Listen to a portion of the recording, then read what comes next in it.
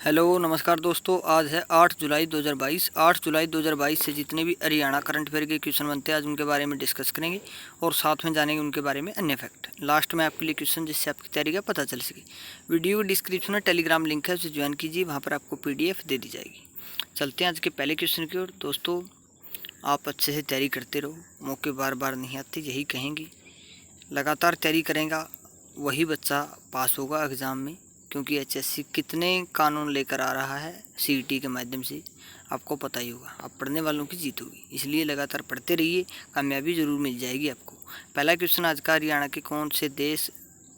में कौन से देश के सहयोग से पशुओं की नस्ल के लिए उत्कृष्टता केंद्र स्थापित किया जाएगा? तो दोस्तों ये किया जाएगा ब्राज़ील देश के सहयोग से। अब थोड़ी सी जानकारी दे देते हैं इसके बारे में। हरियाणा ब्राज़ील के सहयोग से पशुओं की नस्लों के विकास के लिए एक उत्कृष्टता केंद्र स्थापित करेगा। यह जानकारी कृषि मंत्री JP दलाल ने ब्राज़ील में दी। ब्राज़ील के गिर एसोसिएशन ने हरियाणा पशु विकास बोर्ड के माध्यम से हरियाणा राज्य से मुर्रा भैंस जर्म प्लाज्मा के आयात के लिए इच्छा जताई है। चलते हैं आज के अगले क्वेश्चन की ओर। हाल ही में हरियाणा के किस व्यक्ति को साउथ इंडियन कुड्डो काउंसिल का अध्यक्ष नियुक्त किया गया है? तो ये बनाए गए हैं देवेंद्र सिंह।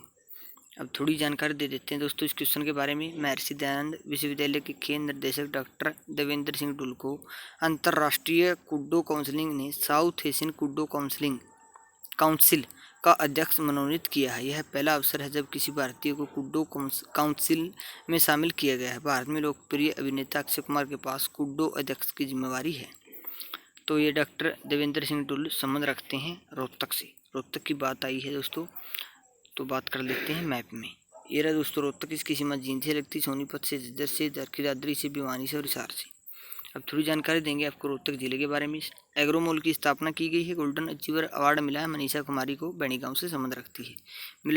मिलिट्री का बुलेट प्रूफ सामान बनाने वाला हरियाणा का पहला जिला बना है। हरियाणा की पहली पिंक कैफे व सैलून अकेडमी खोली गई है। कचरा मुक्त शहर का अवार्ड मिला है। रेलवे पार्ट बनाने की कंपनी भी लगाई जाएगी रोहतक में ही। चलते हैं आज के अगले क्वेश्चन की ओर। हाल ही में हरियाणा के किस वरिष्ठ पत्रकार का निधन हुआ है? दोस्तों ये हुआ है राम कुमार भारती का। अब थोड़ी जानकारी इस क्वेश्चन के बारे में दे देते हैं आपको। वरिष्ठ पत्रकार व हरिभूमि फतेहाबाद के प्रतिनिधि राम कुमार भारती का बुधवार को निधन हो गया है। वे 65 वर्ष के थे और 2 साल से कोमा में थे। 2 साल पहले हुई सड़क हादसे में उनकी पत्नी की भी मौत हो गई थी। ये फतेहाबाद से संबंध रखते थे। फतेहाबाद की बात आई दोस्तों, तो जान लेते हैं मैप में। ये रहा फतेहाबाद। इसकी सीमा सिरसा से, हिसार से और जींद से लगती है। अब थोड़ी जानकारी दे देते हैं फतेहाबाद जिले के बारे में। राज्य का दूसरा सर्वाधिक लिंगानुपात वाला जिला है। 2011 की जनगणना के अनुसार 902 लड़कियां हैं 1000 लड़कों पर। फतेहाबाद शहर की स्थापना फिरोज शाह तुगलक ने 1352 ईस्वी में की थी। 15 जुलाई 1997 से पहले ये हिसार जिले का हिस्सा था। महत्वपूर्ण स्मारक है यहाँ पर लाट की मस्जिद और हुमायूं की मस्जिद। 1398 ईस्वी में तैमूर ने सिरसा और फतेहाबाद पर आक्रमण किया था। गोरखपुर में हरियाणा अणु विद्युत परियोजना शुरू की गई है, जिसकी एक क्षमता 250 मेगावाट है, जिसके अंदर 4 यूनिट है 700 मेगावाट की। यह हरियाणा का प्रथम नाभिकीय संयंत्र है। दोमट मिट्टी पाई जाती है। बाखड़ा नहर है। फसलें हैं गेहूँ, चना, चावल। खनिज पाया जाता है सोरा। नेशनल हाईवे है 10। चीनी यात्री हैं इंसांग ने भी इस नगर की काफ़ी प्रशंसा की थी। सूती धागे के लिए प्रसिद्ध स्थान है हरियाणा का।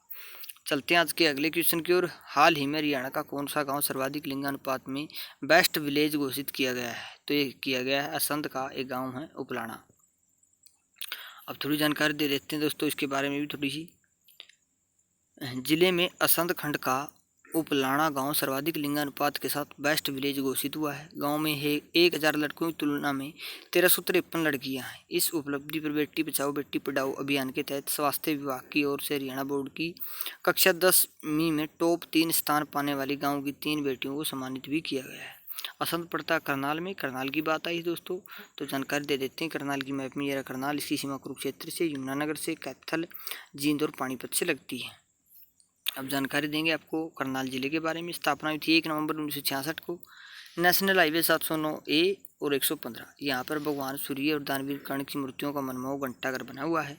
पुराना नाम इसका करनाल्य था। 1990 में हरियाणा ग्रामीण विकास संस्थान की स्थापना की गई थी। परासर का मेला लगता है, पांडू का मेला और छड़ियों का मेला। ग्रीनवुड पॉलिटेक्निकल कॉलेज रनवार में है। मधुबन पुलिस प्रशिक्षण परिषद 1973 में बनाई गई थी। चलते हैं आज के अगले क्वेश्चन की ओर। एथलेटिक्स फेडरेशन ऑफ इंडिया ने कौन से राज्य में पहली बार डिजिटलीकरण शुरू किया है? तो ये किया है दोस्तों अपने हरियाणा में।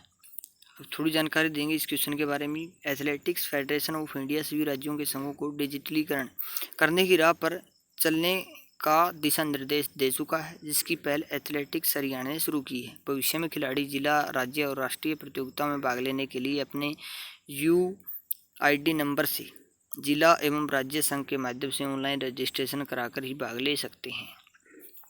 चलते हैं आज के अगले क्वेश्चन की ओर। हाल ही में भारत के किस मंत्री ने अक्षय पात्र मध्य भोजन रसोई योजना का उद्घाटन किया है? तो ये किया है नरेंद्र मोदी जी ने। अब थोड़ी जानकारी इस क्वेश्चन के बारे में भी दे देते हैं आपको। प्रधानमंत्री नरेंद्र मोदी ने बृहस्पतिवार को अपने संसदीय निर्वाचन क्षेत्र वाराणसी में अक्षय पात्र मध्य भोजन रसोई का उद्घाटन किया है। अपने संसदीय निर्वाचन क्षेत्र वाराणसी के एक दिवसीय दौरे पर आए प्रधानमंत्री ने LT कॉलेज अक्षय पात्र मध्य भोजन रसोई का उद्घाटन भी किया है।